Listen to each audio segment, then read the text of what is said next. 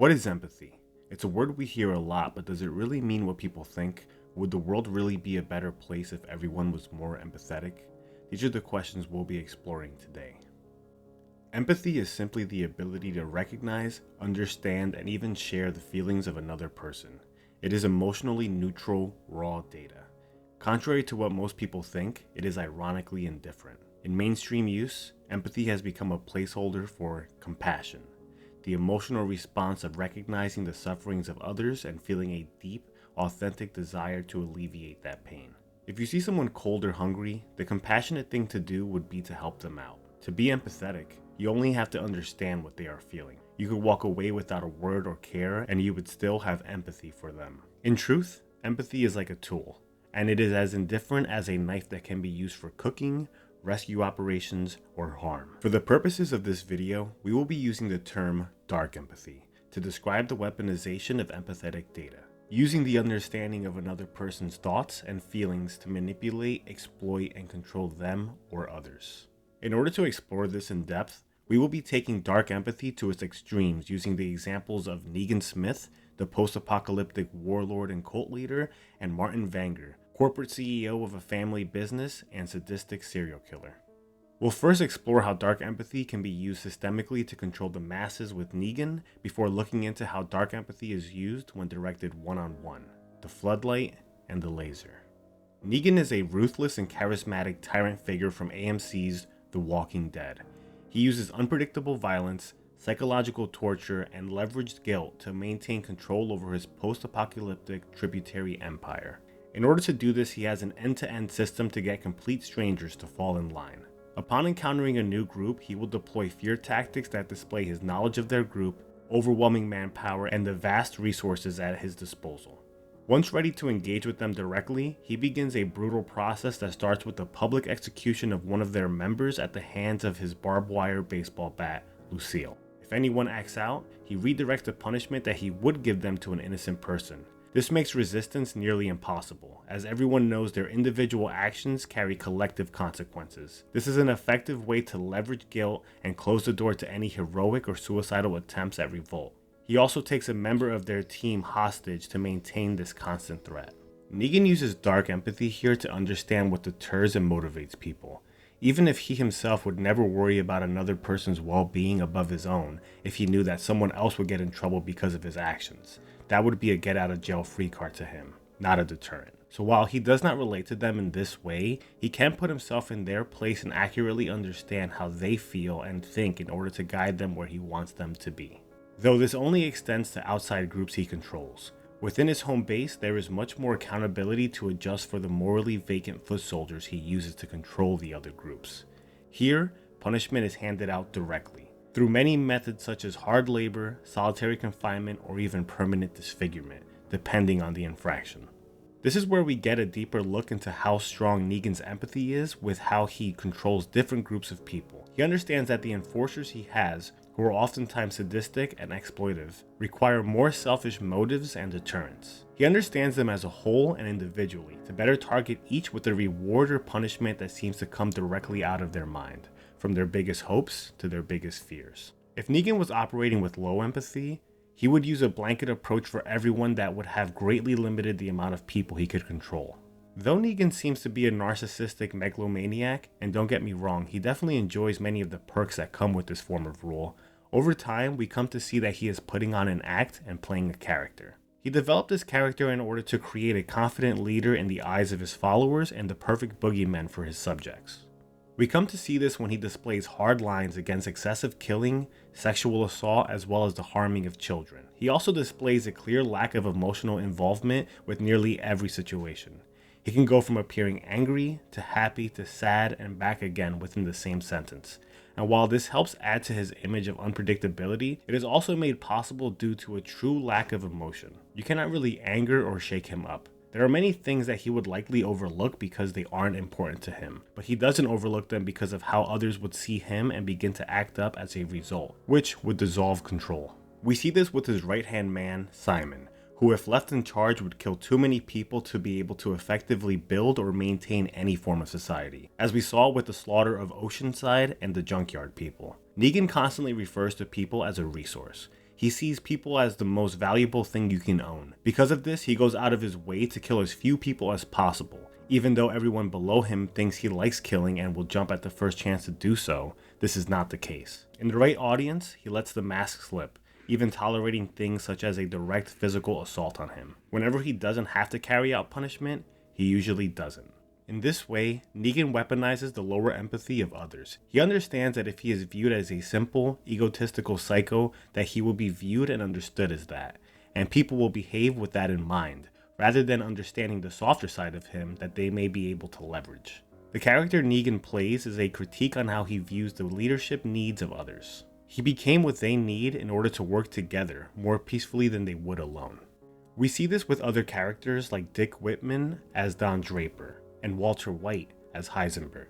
They all became the image they felt others would follow, and they were each correct, whether it was the right thing to do or not. And though Negan has a relatively lower ego than most due to this, he understands the danger that comes with egos within his followers. This is why he employs a form of ego erasure by making everyone refer to themselves as Negan. Who are you? Negan. With this, everyone becomes an extension of Negan.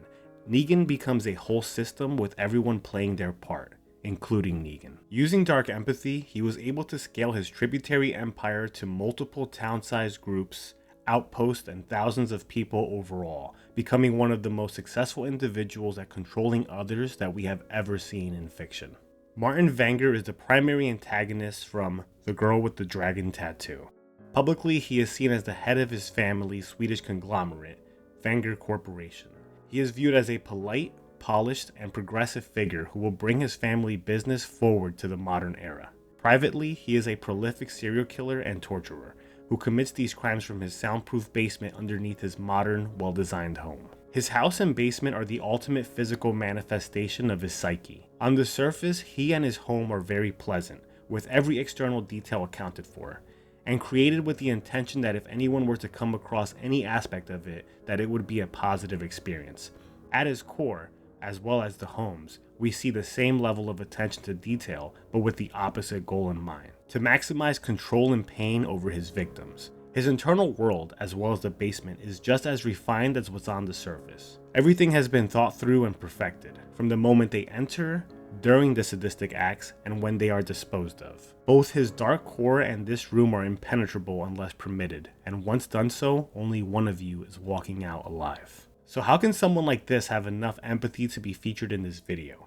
Unfortunately, Martin has a dangerously high level of empathy, and he is a master on how to use the empathetic data he receives for evil. In order to understand this, we need to understand how someone becomes a victim of Martin in the first place. Though we don't see any of his other victims directly aside from Miguel Bloomfist, he lets us know that Miguel is following the very same process that all of his other victims do. He makes it clear that he does not abduct them or force anyone to come against their will. He feels that would be beneath him and unbecoming of the high position he feels he has. Unlike his father, who was a serial killer before him of a more traditional kind, who would target and abduct victims based on his specific MO. As Martin tells Miguel during the interview phase of his process. Like my father.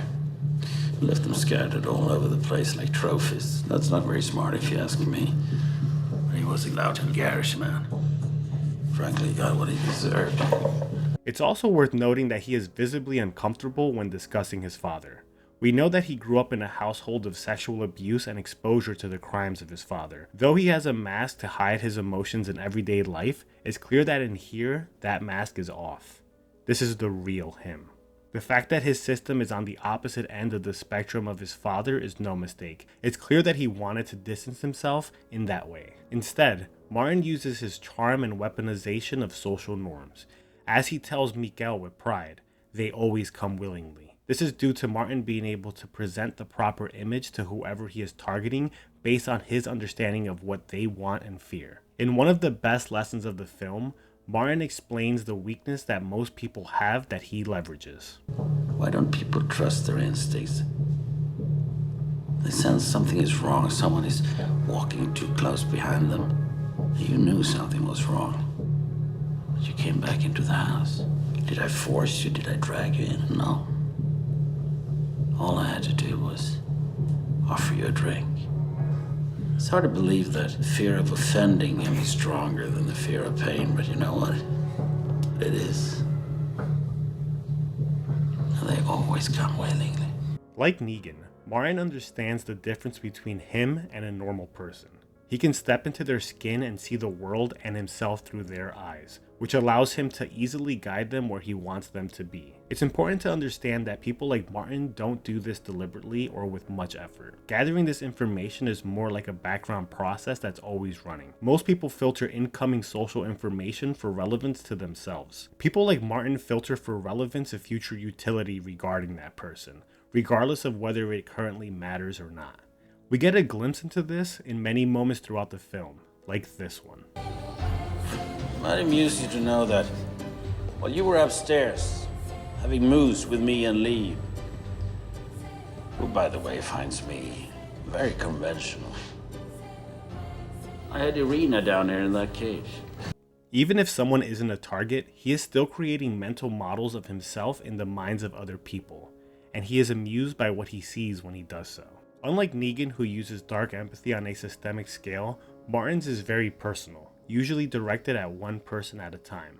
The goal is to use a fake persona to lure you, then reveal how much control he had all along once it's too late. He wants to show how much he understood you and how little you understood him, with only true empathy being able to reveal that, whether malevolent or not. If his victims were able to understand him sooner, they would never be victims in the first place. In truth, these extremes are rare to come across in your everyday life, if ever. But there are many who fall somewhere on the dark side of the spectrum that are far more common than you might think. And it's worth keeping that in mind the next time someone seems to read you unusually well. The goal is not to become paranoid, just aware. Like Martin asks, why don't people trust their instincts? And observing that the fear of offending is greater than the fear of pain. For our last example, let's take a look at how Buffalo Bill, from the movie The Silence of the Lambs, claims a victim by weaponizing this common vulnerability. Playing the role of a harmless person in need, he understands that most people will feel bad enough to put themselves at risk, even though he does not share this vulnerability. Someone like Catherine does not understand him well enough to realize this. She is projecting her own morality as well as the common moral consensus onto him, even though it does not fit him in reality. If you were to take a moment to assess the situation, the math would shift. Why is a man with a broken arm moving furniture? Why late at night? How will he be able to move the furniture after it's loaded in his van? Why do I need to get inside the van to do this? She is clearly hesitant about this, but the fear of offending outweighed her fear of pain. Unfortunately, he understood her more than she understood him. This scene was a reference to the real-life serial killer Ted Bundy, who would use a fake arm cast to appear injured and harmless. Many other serial killers, including Ed Kemper, created trusting personas based on how they wanted to be seen and understood by their future victims. Stellan Skarsgård, the actor who played Martin Vanger, revealed that he wanted his villain to be seen as human, and he wanted the audience to see a bit of themselves in his villain. As a reminder that evil is not an abstract extreme, but something that everyone is capable of. And usually those with the most tools, like high empathy, are the ones most capable at acting on that.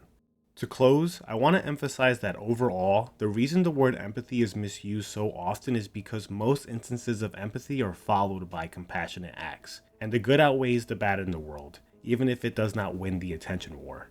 Understanding others is key for a good world, so long as when you're understanding others, it is based on true empathy, and not a projection of your own morals onto them. Because spiders make webs for a reason, and that's because they work. Thank you for watching. If you enjoyed this video, be sure to leave a thumbs up and leave a comment letting me know what you think down below. Subscribe for more videos like this coming soon.